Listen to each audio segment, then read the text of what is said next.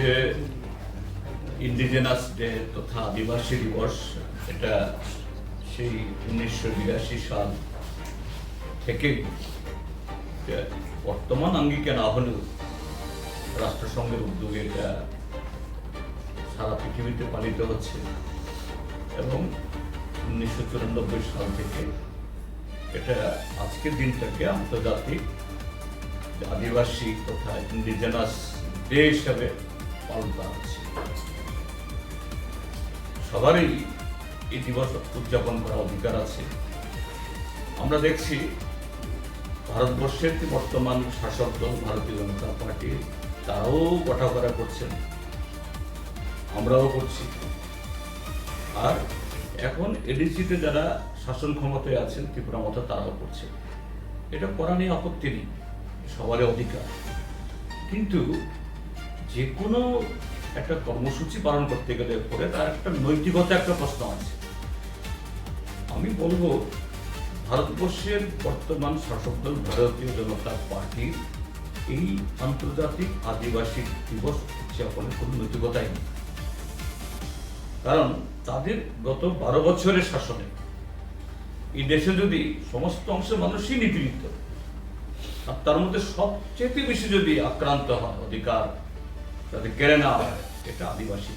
Forest right act কার্যকরী করা হচ্ছে না, তারপরে ফরেস্ট কনজারভেশন অ্যাক্ট এটা সংশোধনের নামে কিভাবে শত শত বছর আদিবাসীরা বিভিন্ন অঞ্চলে বসবাস করছে তাদেরকে উচ্ছেদ করা যায় কোনো ধরনের ক্ষতিপূরণ বা অন্য ব্যবস্থা ছাড়া। এগুলো হচ্ছে আমরা ত্রিপুরা রাজ্য এবং উত্তর পূর্বাঞ্চলের মানুষ।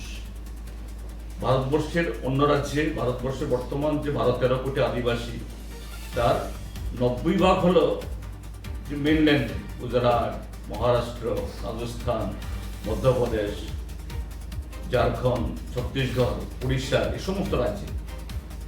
সে সমস্ত রাজ্যে ভারতের সংবিধানের ষষ্ঠ তপশিল নেই। আমাদের উত্তর পূর্বাঞ্চলে অন্তত 4টা রাজ্য আছে, মেঘালয়, আসাম, মিজোরাম এবং ত্রিপুরা।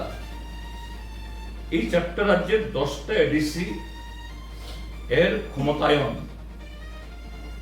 এবং অধিক অর্থ ভারতবর্ষের বিভিন্ন মন্ত্রক থেকে তারা যাতে পায় এই এলাকার উন্নয়নের জন্য। গত 8 বছর ধরে এই এম্পাওয়ারমেন্ট এবং মোর পাওয়ার, ডাইরেক্ট ফান্ডিং, এসবের জন্য একটা বিল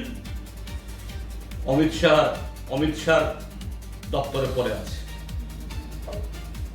পার্লামেন্টে এই সময়তে কত বিল পাস করাচ্ছে আলোচনা ছাড়া বা জবরদস্তি করে, সংখ্যাগরিষ্ঠতার জোরে, কিন্তু এটা নিয়ে কোনো আলোচনা নেই।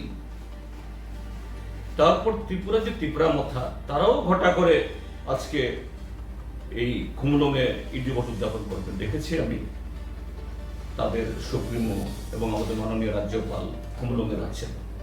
ভালো, হ্যাঁ, আগরতলায়, আচ্ছা, ভালো, নাথিং রং।